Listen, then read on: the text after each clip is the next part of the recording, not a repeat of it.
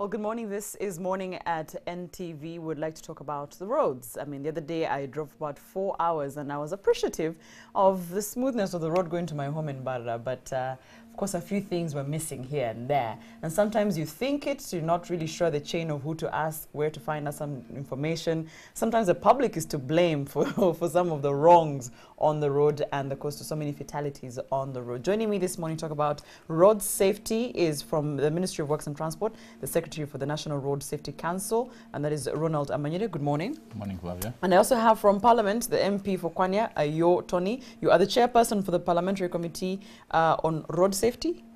Vice Chairperson. Vice Chairperson. Forum on Road Safety. Yes, and you're the East African Community Affairs Chairperson. Yep. Yes, okay. Good morning. Morning. Welcome. Thank you. We are all road users in one way or another here. Every Ugandan is. Every Ugandan is, a road exactly, because sometimes when people say road use, people are only focused on borders, the taxis, the cars, and they forget that, you know, people are using that road differently. Yeah, the moment you're born, you become a road user. Exactly. Cycling, even if they're carrying you, by the way, Exactly. Yeah, you're still a road user. And walking. Even walking, yeah. Yes. And I was sharing that this morning, when you're driving to work, you can notice that some people walk close to the middle of the road even.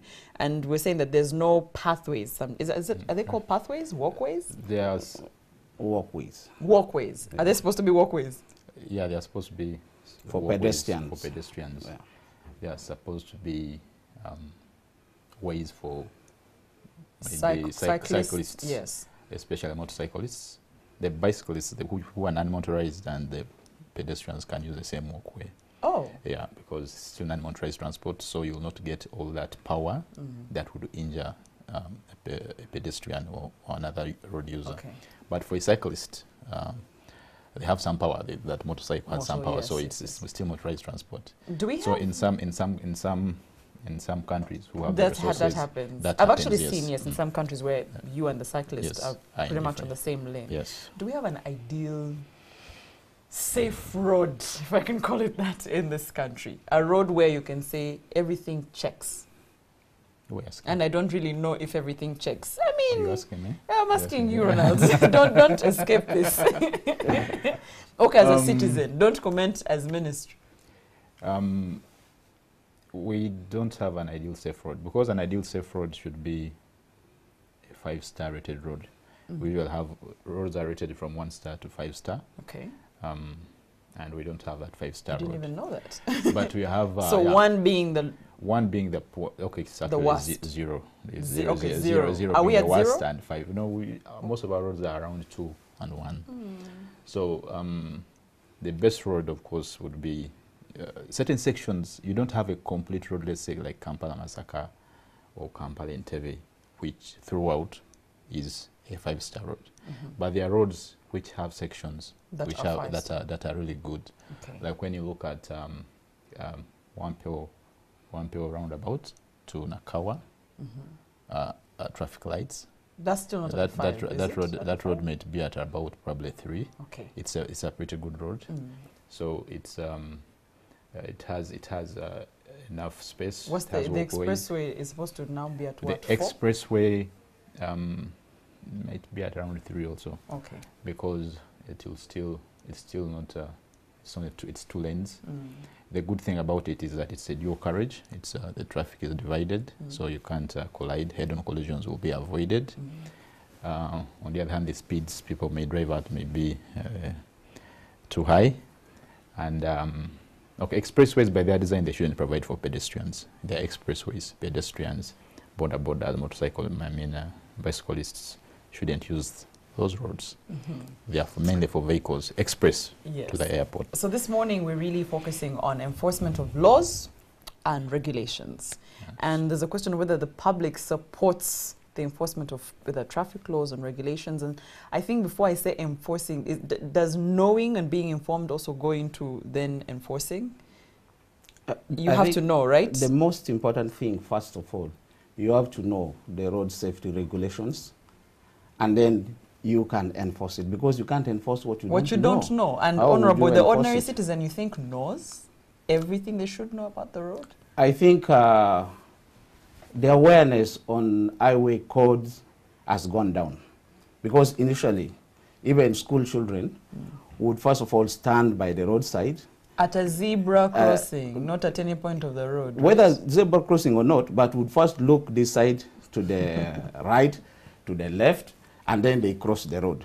You But- missed another one. Yes, but now is It's that, supposed to be that is three, starting right? with the children, because that's where to Left, start right, from. left. Yes. Left, right, left, Again. then you cross, Yes. or even holding hands together. Yes. And then at a zebra crossing. But can I tell you today, don't risk crossing a zebra crossing anyhow, because somebody is going to drive over you. That's true. So that means even the drivers themselves need to get aware of the zebra crossing, and they need to respect it. But, Honorable, when you are going to a driving school, you are shown all these signs, so you don't miss them. So the driver should be put out of this, because the driver should know. And the driver probably knows. You can tell me out of 100%, I think 80% know. Now, of course, enforcing is different. You might know, but not respect. Okay, now when you know, then it comes to enforcement. Because if we leave you to continue doing it every day, you drive over the zebra crossing, you don't care about people, then it becomes an habit. So that means now enforcement must come to tell you no. You know the right thing to do, the road sign, the use of the zebra crossing, but you are not doing it. So you must be punished for that.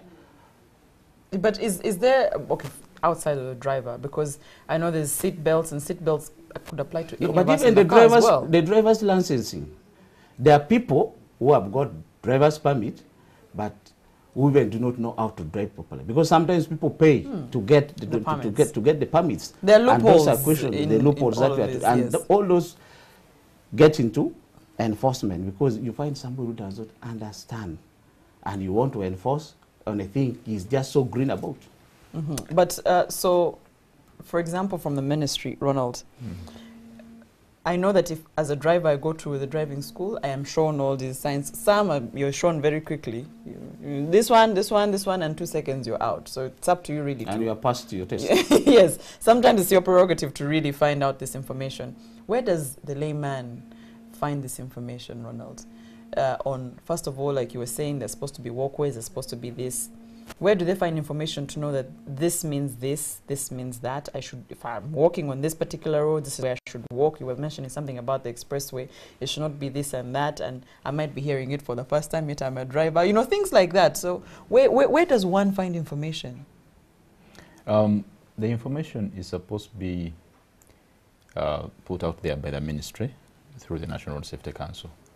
And let me tell you something about, let me first start from the driving school. Yes. The driver training, which is also regulated by the ministry, Okay. a person should undergo actually 30 hours of theory training. So not just driving science, this and this and that. There are things like hazard perception. There are things like, you should be able to foresee danger. You should be able to look out for other road users.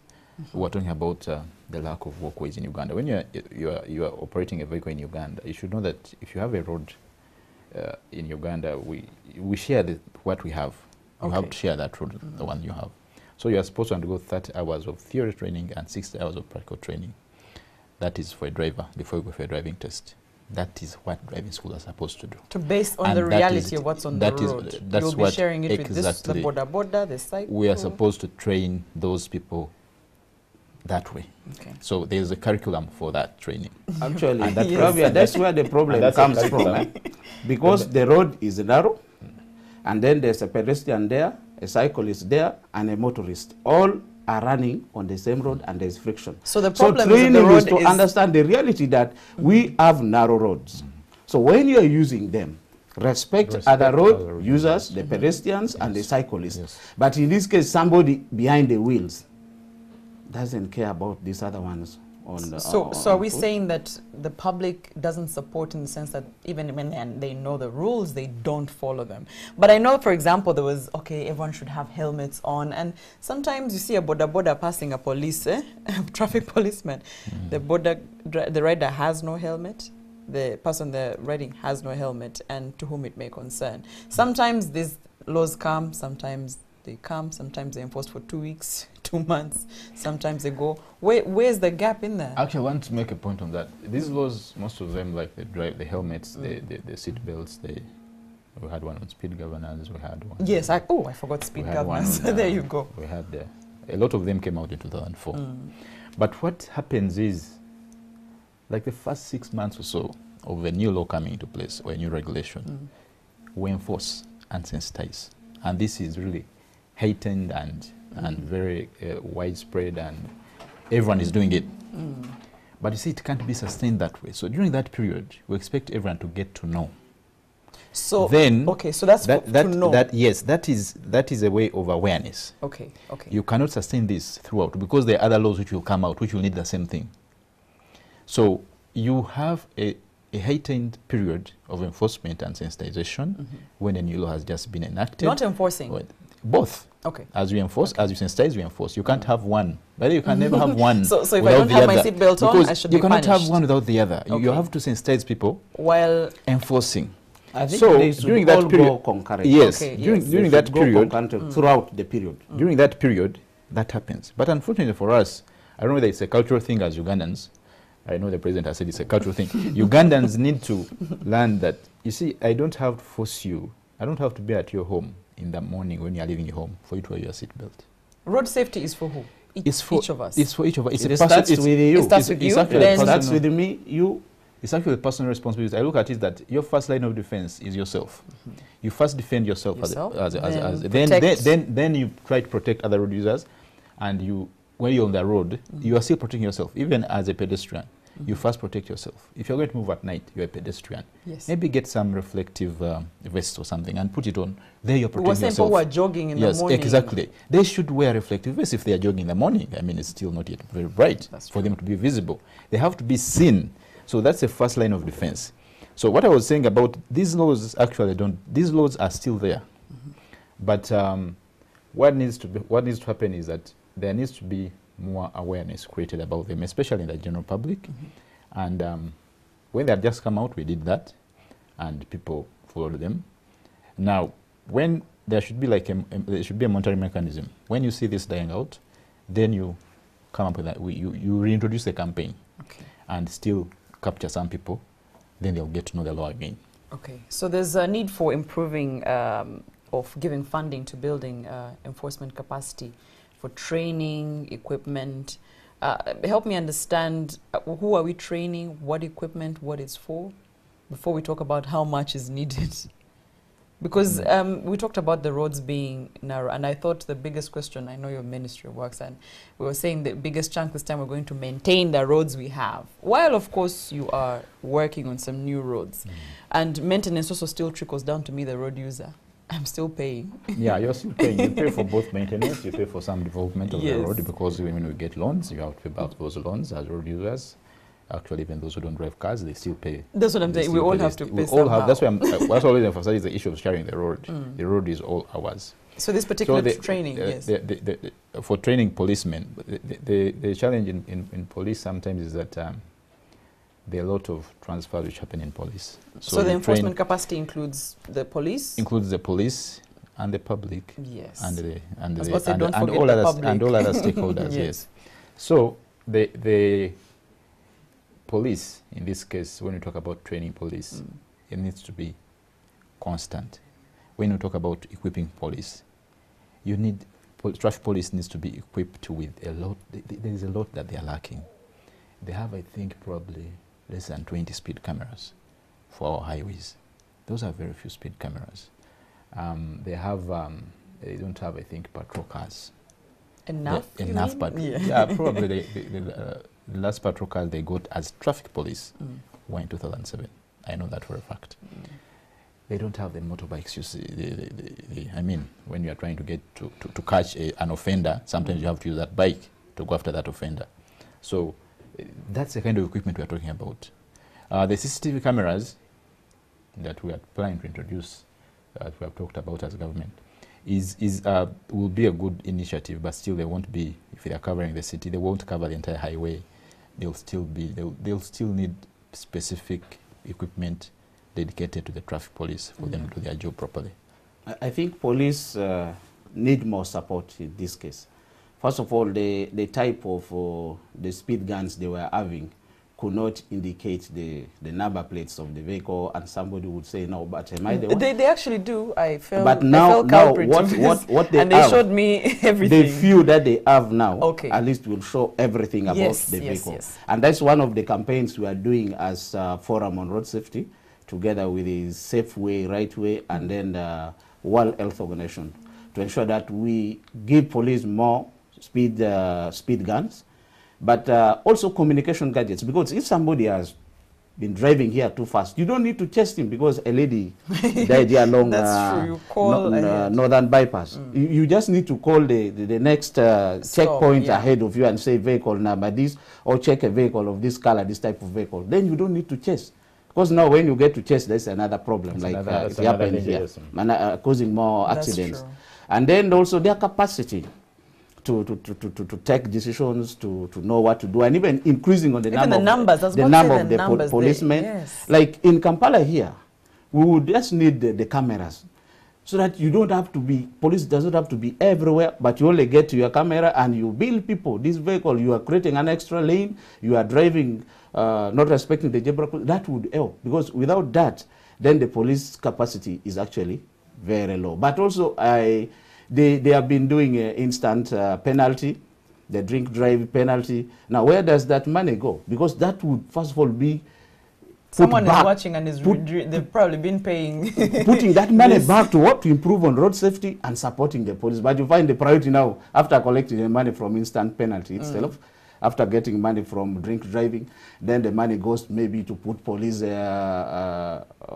buildings and other equipment, instead of because maybe the needs of the police. Okay, so are you trying to say that road safety probably should be priority? Actually, road safety now must become a priority, as the UN Decade of Action is talking of reducing road accidents by 50% by 2020, and that means we only have 2 years to go to that target, which means we are most likely not going to achieve it. And once we have not achieved that, because now the number of people dying increased from 500 to now 3,700.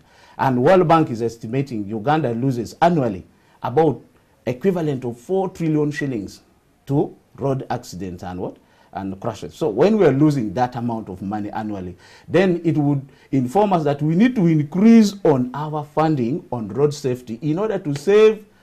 If we increase by 1 trillion, then we are going to save the extra 3 trillion. But if we reduce it like we are reducing, that means the loss we are going to make is even going to increase from 4 trillion to 5 trillion. Those are now issues that we want to look at from the technical side, and my friend from the ministry. We're coming for him now, because we're asking if we are going to, enforce laws, and we're going to build capacity, help the police, fund them to have this and that. The roads are also still a big chunk of this conversation. And I'm curious to know, is there plans, because what is done is already done. But you were telling me that there's supposed to be recovery zones. And the way you're explaining it to the layman is there's supposed to be a provision or space on the road that should I, God forbid, doze off on the wheel and veer off, I should be able to still return back to the road. Yes. And that's not just the only provision. There's so many ways this road or our roads can be done to improve also road safety. Yes. So from the ministry's side, I mean, what is going to be done in the future? Because you can't tell me the roads that have been done already woe unto us. Let's stay with our narrow roads. Let's stay with that. We can't change anything. And the ones in the future that you'll construct, that's the same thing. Because road safety, still a big chunk of it is the quality of the roads as well. Yes. Where's the conversation there? Yes, the conversation there sometimes is very difficult to have. Because you have, I will tell you, for example, that the Uganda National Roads Authority has a network of over 20,000 kilometers of roads. Of that network, less than 5,000 is tarmac. Wow. As a country, we have a network of over 100,000 kilometers of roads, including the districts, community access roads.